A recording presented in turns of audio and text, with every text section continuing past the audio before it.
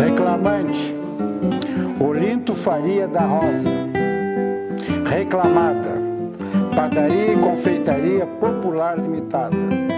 A audiência na primeira Junta de Conciliação e Julgamento de Porto Alegre.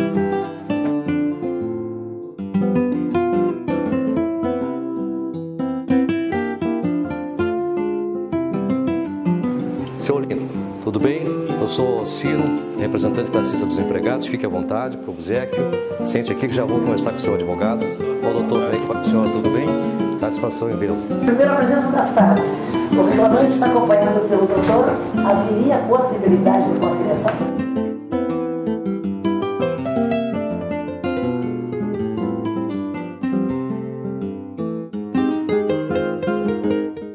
A representação classista surgiu no seio de grupos sociais organizados, com o fim de solucionar conflitos inerentes à vida em sociedade. Sua peculiaridade, no entanto, era a busca do julgamento dos cidadãos por seus iguais, e não somente por técnicos e pessoas versadas em lei. Unia-se a competência especial com a identidade social e profissional dos julgadores e julgados. Assembleias, júris, corporações de ofício, tribunais de comércio, tribunais marítimos, tribunais militares. Vemos aí um longo caminho na história percorrido pelo desejo dos agrupamentos sociais, unidos por laços econômicos, políticos ou profissionais, para que os tribunais fossem compostos por seus próprios pares.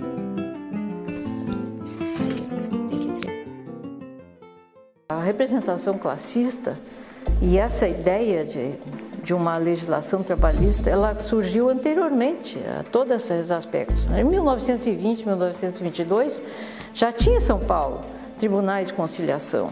Depois, quando começa a criar a ideia da composição e do colegiado, é uma evolução muito grande. Então, a justiça do trabalho, ela era moderna, ela era avançada.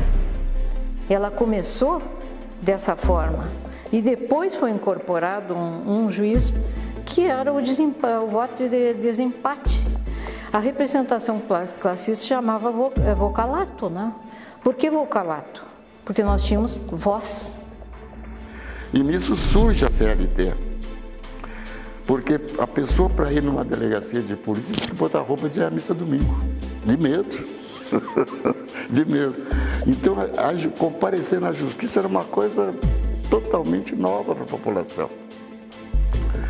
E, felizmente, com muita inteligência, criaram os classistas. Que o classista dava uma confiança. Não, pode ir lá, eu estou lá, é a justiça. Você tem que ir na justiça, você é testemunha. Não tem nada, não tem medo nenhum.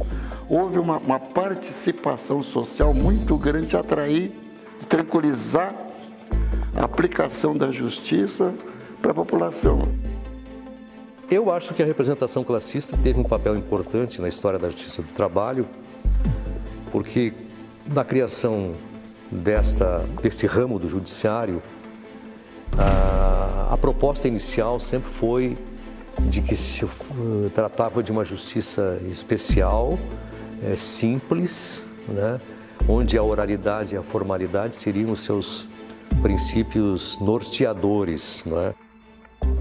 Ela era uma organização tripartite muito importante. Eu tenho até considerado isso, que era a única justiça democrática do Brasil, ela era trabalhista. Por quê? Porque ela tinha participação direta das partes. A contribuição dos classistas foi fundamental ao trazer a parte prática, a experiência para a construção de muita orientação jurisprudencial na Justiça do Trabalho. Eu acho que a própria Justiça do Trabalho se consolidou, foi em cima de uma justiça tripartite. E aí que eu acho que era bonito, que era lindo a representação, levando nesse ângulo. Tá? É a representação a mesma como eu tenho como princípio que hoje os dirigentes sindicais desse país não têm. Tinham que aprender. Tá? Não colocar a ideologia acima dos negócios todos, partidária, ideológica, aquele troço todo. As nomeações para atuação classista para mandatos temporários baseavam-se em listas tríplices, elaboradas pelas próprias entidades sindicais, que indicavam os nomes. Competia ao presidente do Tribunal Regional do Trabalho a escolha dos representantes classistas para atuação no primeiro grau, entre os nomes listados. Já para atuação no TRT ou no TST, a escolha competia ao presidente da República, também com base nas listas enviadas pelos sindicatos, preenchendo as vagas em aberto. O mandato era de 3 anos, permitida uma recondução. O juiz classista de primeira instância se dava através de um ato, de uma nomeação monocrática, decisão pessoal do presidente do tribunal. Já a indicação para os juízes classistas do tribunal também se dava por uma indicação do presidente da República. Essas indicações tinham um caráter político e pessoal muito forte. Eu não me conformava com isso, a maneira da escolha.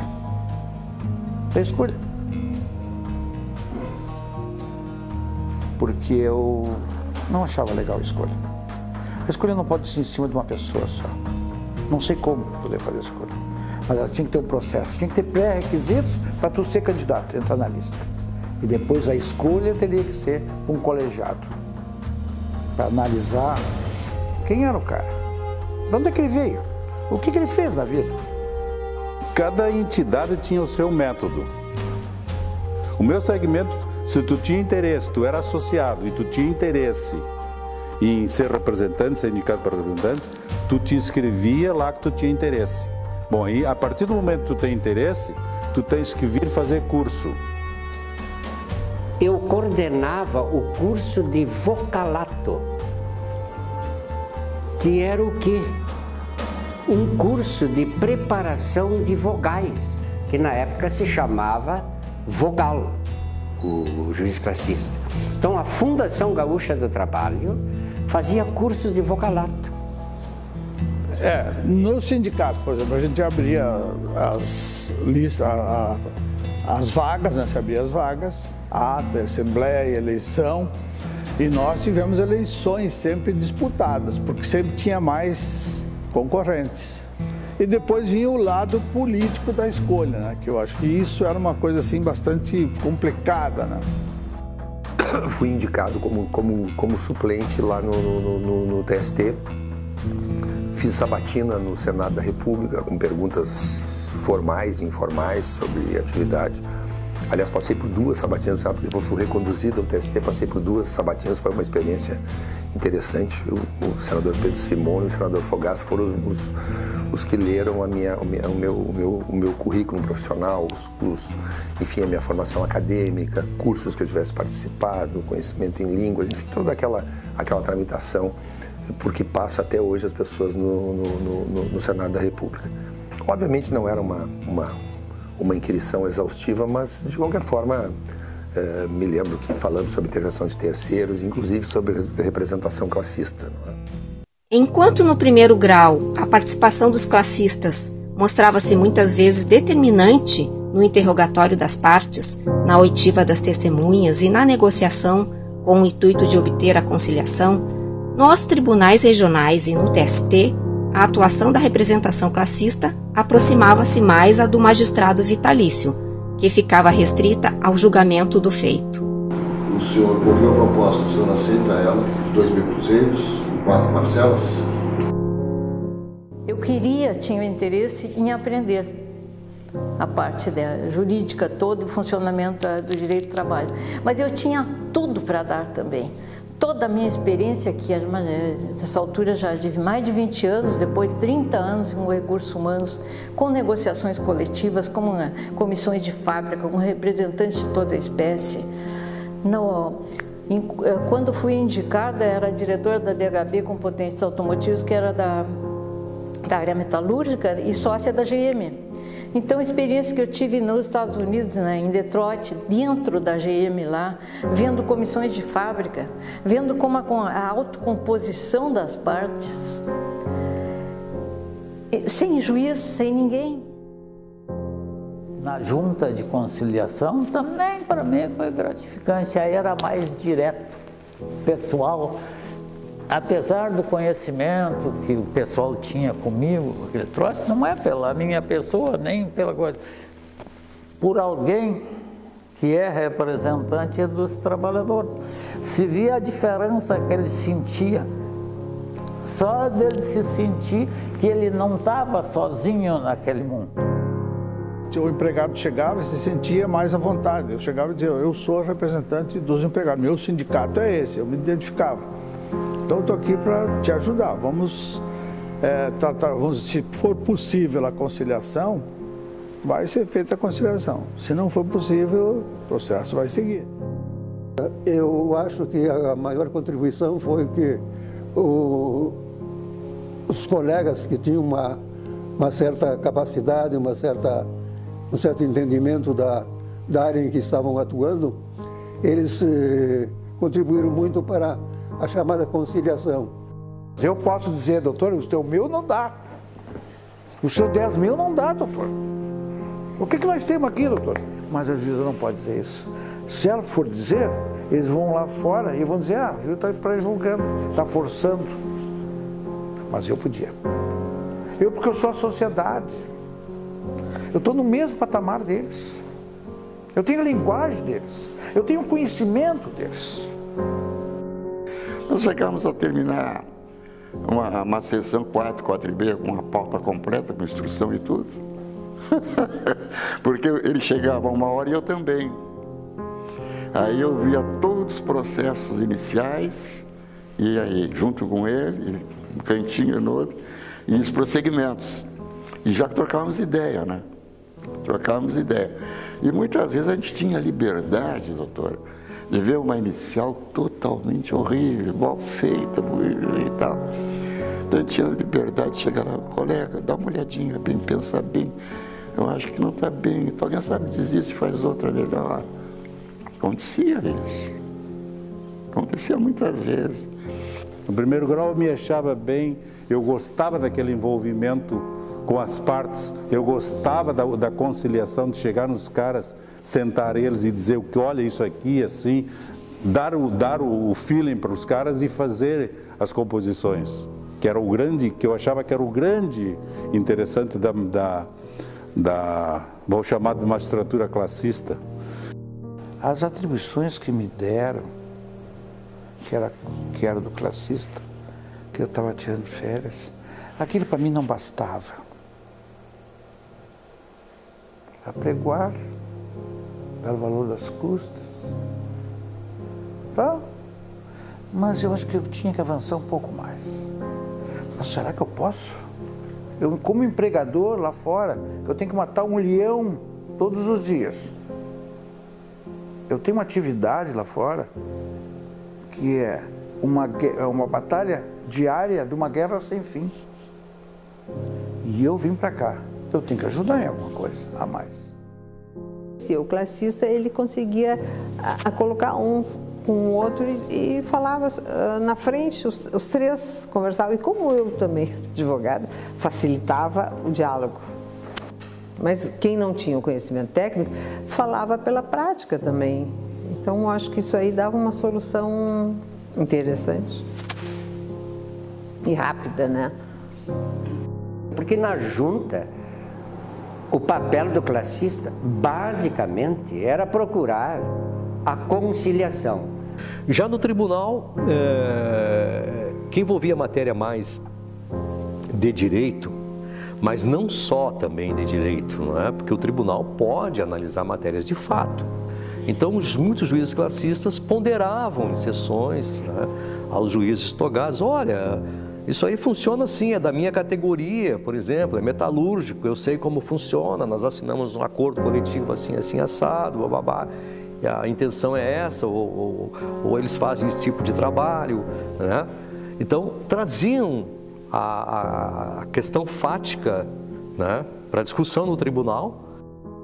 E marcou aquele meu período ali do tribunal, tudo por isso aí, as amizades que foram feitas, as ajudas que eu tive, tanto do Pereira Leite, no começo, depois com o Baratinha, falecido, saudoso. Às vezes eu ia lá discutir algum voto com ele. Ah, Barata, aqui eu estou no pepino, o que eu vou fazer nessa sessão?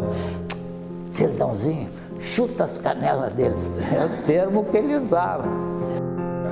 A experiência setorial, tanto em dissídios individuais como coletivos, se a pessoa tem, evidentemente, se debruça sobre um tema, ela é capaz de esclarecer muito sobre uma determinada situação. O sujeito vem lá dos restaurantes, bares e similares, ele é capaz de narrar como são seriam os trabalhos das desventuras de um garçom, de uma pessoa oriunda desse setor. Eu, no caso, era um homem da agricultura, então havia a questão do trabalho noturno, horas extras, colheita, trabalho por safra, enfim, todas essas coisas. A possibilidade de discorrer para isso, desde que os demais juízes estejam abertos, pode ajudar a elucidar e fazer acontecer a aplicação do bom direito. Nas quase 7 décadas de existência da representação paritária para as lides trabalhistas, foram criadas associações de classe que tinham por objetivo principal defender e reivindicar direitos e prerrogativas dos seus representados. Em 6 de novembro de 1971, foi fundada a Associação dos Representantes Classistas da Justiça do Trabalho da 4ª Região, a ARECLA. Assinaram o livro de presença como sócios fundadores a imensa maioria dos vogais, tanto do estado do Rio Grande do Sul como de Santa Catarina. Fora nomeado presidente honorário da entidade o magistrado gaúcho recentemente nomeado ministro do TST, Carlos Alberto Barata Silva. Por aclamação dos presentes, foi eleito o primeiro presidente da ARECLA, Walter Schneider, o secretário Antônio Carlos Porto e o tesoureiro Antônio da Costa Coimbra Júnior, todos vogais representantes de empregados. Com o advento da Constituição Federal de 1988, que alterou a nomenclatura dos vogais para juiz classista, a entidade passou a chamar-se Associação dos Juízes Classistas da Justiça do Trabalho da 4ª Região, a JUCLA. A JUCLA, no entanto, quando surgiu, ela surgiu com o nome de ARECLA, Associação dos Representantes Classistas da Justiça do Trabalho. Ocorreu esse lançamento, nós estávamos numa churrascaria na Ramiro Barcelos, já do Boi da Brasa, e o falecido Joaber Pereira foi um colega excelente, um verdadeiro caráter de pessoa humana. Ele chegou e disse, por que nós não fundamos uma associação e depois uma entidade que depois vai nos representar? Nesse sentido, nós formamos a ARECLA, os fundadores foram o Joaber Pereira, o falecido Antônio Carlos Porto, eu e o Botomé, e tinha mais 4, 5 colegas. E depois a ARECLA passou a JUCLA. Nós orientávamos no tempo da JUCLA, a gente tinha até um treinamento para os classistas, isso já vem do meu tempo para cá, né, que é de 86.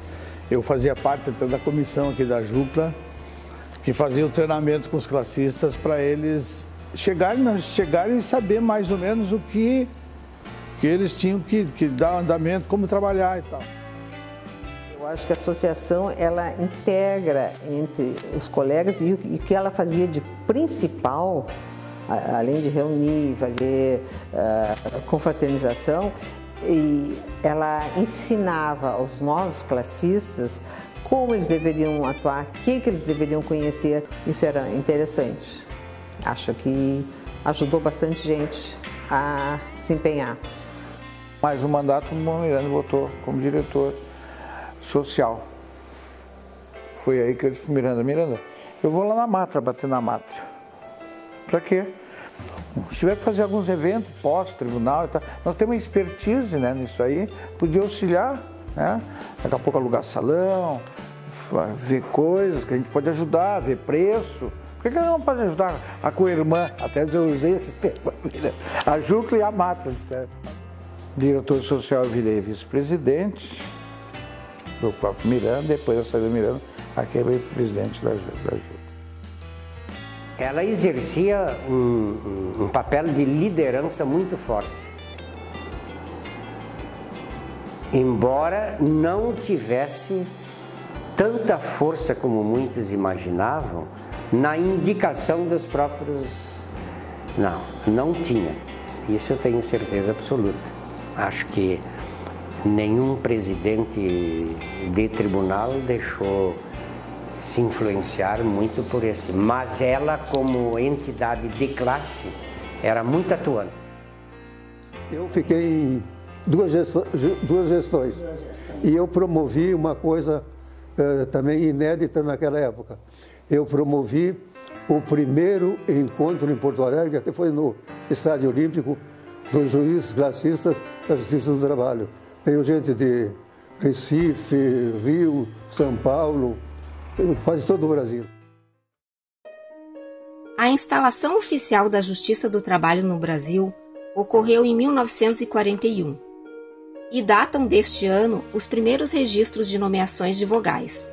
No entanto, após muitos anos e acalorada discussão, a representação classista foi extinta com a Emenda Constitucional número 24, de 10 de dezembro de 1999, sendo garantidos os mandatos em curso e a paridade de representação até sua total extinção.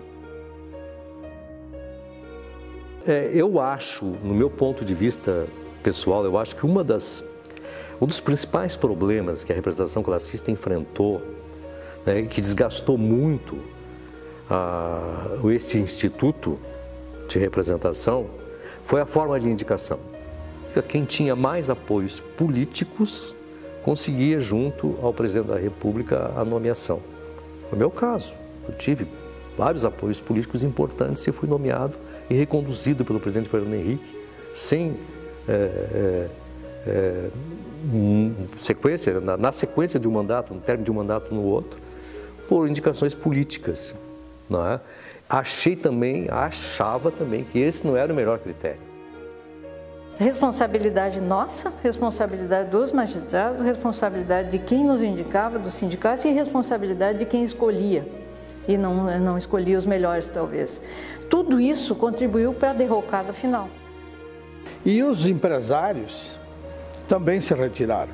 Os empresários têm um detalhe muito importante, que ninguém fala e que a imprensa na época não noticiou, silenciou, que foi o seguinte: o presidente Fernando Henrique chegou e disse para eles: se vocês apoiarem a representação classista, eu acabo com o sistema S.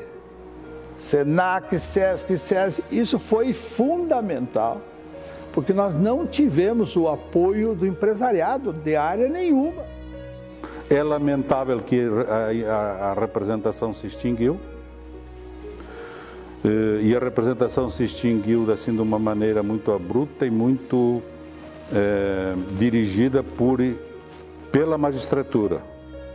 Eu vivo com muita tristeza, mas eu faço minha culpa. Nós ajudamos a extinguir a representação. Enquanto eu digo, se alguns juízes levantaram a bandeira, porque também não estavam cansados da situação em si. E nós não fizemos nada para melhorar. Esta é a equação da história toda. Havia um movimento muito grande pela extinção de parte das amatras. E uma influência muito grande, lamentavelmente, também na contribuição na Câmara e no Senado, pela extinção do Partido dos Trabalhadores. Numa contramão da história, ao extinguirem isso que já havia, e em vez de sanarem os vícios e os defeitos que pudesse haver, e havia muitos, não vai se discutir isso, né? Extinguiram. E agora o que está se vendo? Os outros tribunais, as outras cortes todas estão desenvolvendo. O que tem hoje? Arbitragem, mediação, conciliação. É preciso preparar pessoas para isso. Hoje ainda se encontra trabalho voluntário. Mais adiante vai ter que ser remunerado, as pessoas não vão poder se dedicar sem uma remuneração. Então nós vamos ter uma necessidade de um outro corpo de auxiliares, que é o que já havia no caso. Também a representação sindical, não estou falando da representação classista, estou falando da sindical. A representação sindical também errou bastante nesta questão. Por que errou bastante, no meu ver? Porque simplesmente tinha gente que não tinha condições de ter o cargo de representante classista. Os sindicatos, as federações, as confederações deveriam ter trabalhado no sentido de ver qual é a nossa participação dentro do judiciário, efetivamente dentro disso. Não extinguir, simplesmente por extinguir. Não, acontece que o órgão de representação, que no nosso caso aqui era a Jucla, e com a Ana Jucla, eles obviamente pediam o apoio da gente em todos os sentidos, inclusive eventualmente políticos que a gente conhecesse, para que se trabalhasse que não fosse extinto, indiscutivelmente, que houve esse trabalho. A representação classista se ressentiu de que as entidades mandassem pessoas com uma formação um pouco mais consistente. E quando isso não acontecia e era apenas para passar ali um tempo, 5 anos, para aposentar alguém, isso acabou depauperando e trazendo algum descrédito e contribuiu para o fim dessa representação que chegou em determinado momento. Não havia nem como prosseguir com isso, né? Até teve um caso muito interessante lá no Senado, né? Foi a diretoria de uma comissão de classistas lá da Ana Jucla falar com o relator, era o senador Amazonino. E quando chegaram lá, sentaram para recebê-los na audiência, dizer assim, eu sei qual é não vamos perder tempo, dizer. Eu sei qual é o propósito de vocês, é a extinção dos classistas. Para não perder tempo, vou dizer para vocês, primeiro grau não há problema nenhum, pode ficar. Segundo grau e terceiro é inviável. Aí não sei porquê, né? Então nós queremos tudo, disputar tudo. Então, podia ter ficado primeiro grau, que é a base, a necessidade de todo o primeiro grau. Eu cheguei a participar em Brasília na época da discussão dos nossos colegas a nível nacional de que permanecesse o primeiro grau e acabasse com o segundo e terceiro grau. Mas fui voto vencido na nacional. Eu digo que até hoje foi um erro. A gente brincava, vão-se os anéis e ficam os dedos, vamos manter porque ali era fundamental. Eu acho que ficaram prejudicadas, como ficou prejudicado o resultado das conciliações, e acho que quem perdeu foi a sociedade. Eu acho que a gente vive hoje uma realidade no Brasil que o sindicalismo hoje está muito fechado. Ele se encolheu ou se ligou muito à questão política, que eu discuto isso. A questão política, política sindical é política, política da Justiça do Trabalho é política, mas não um engajamento direto na questão política. Então, isso para mim foi o que empobreceu totalmente a representação. Fizéssemos o que fizéssemos, já havia uma determinação. O melhor era não existir a representação classista, quando ela, na verdade, ela era a própria Justiça do Trabalho. O equívoco da extinção dessa instituição que foi a gênese, a origem, o coração da Justiça do Trabalho, o grande diferencial que ela tinha e perdeu. Acordo homologado para que surta seus efeitos legais.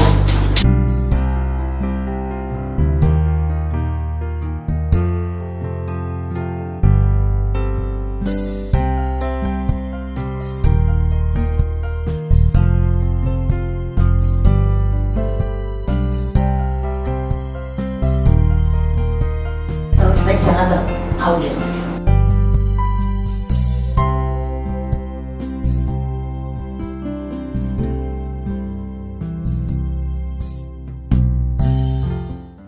representação de uma mãe, de um filho que trabalhava na oficina da mãe. E entrou com uma outra contra a mãe.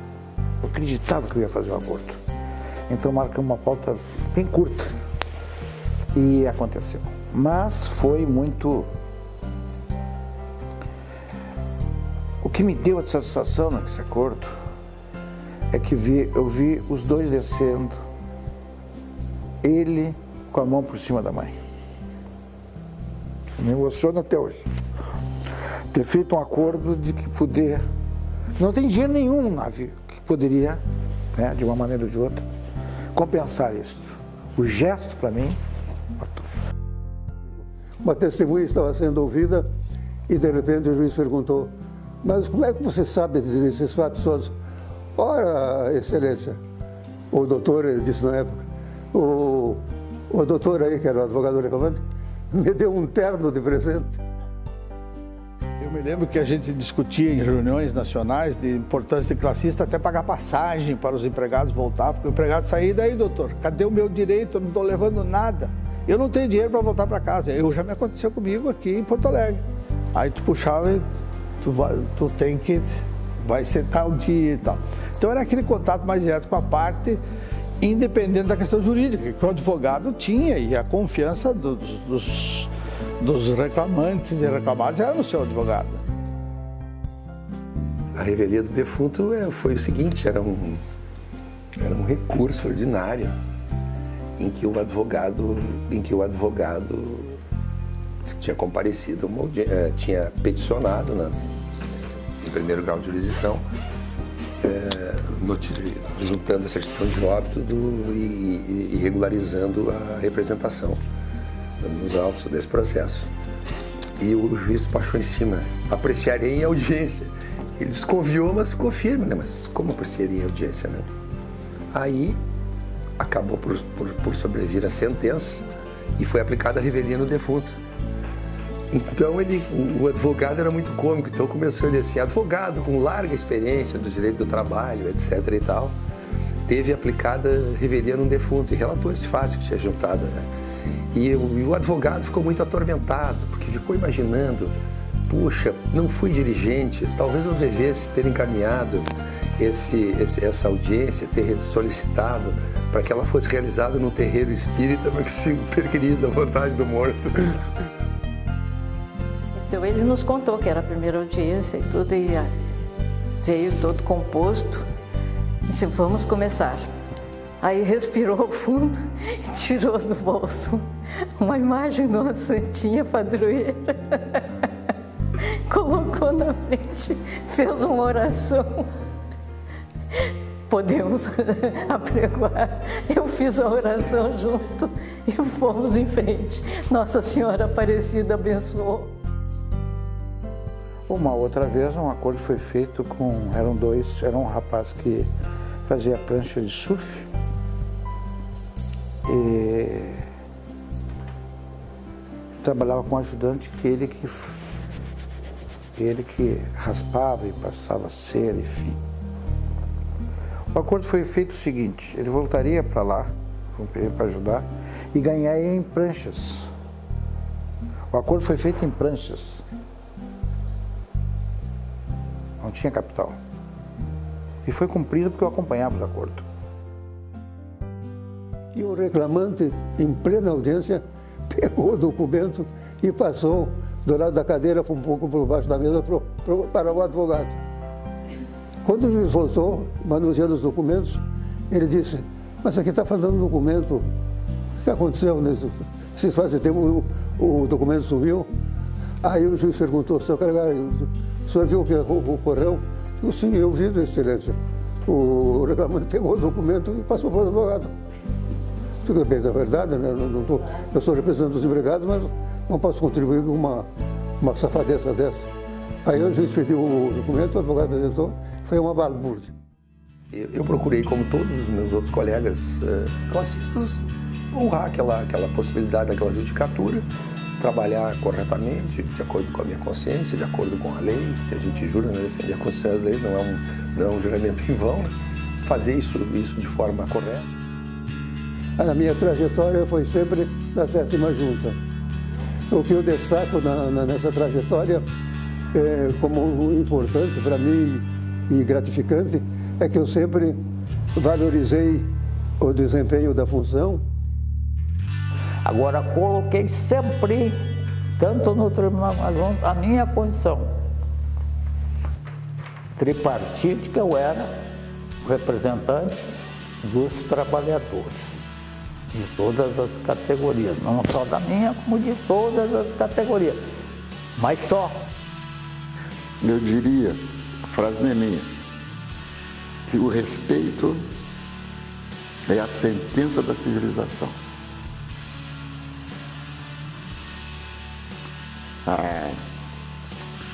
A criação dos classistas foi o respeito à civilização. A palavra é honra de ter sido representante classista na Justiça do Trabalho. A justiça não consiste em ser neutro entre o certo e o errado, mas é descobrir o certo e sustentá-lo onde quer que ele se encontre, contra o errado. Esta é a busca da vida da gente. Neutro jamais. Você tem que se posicionar para buscar o certo.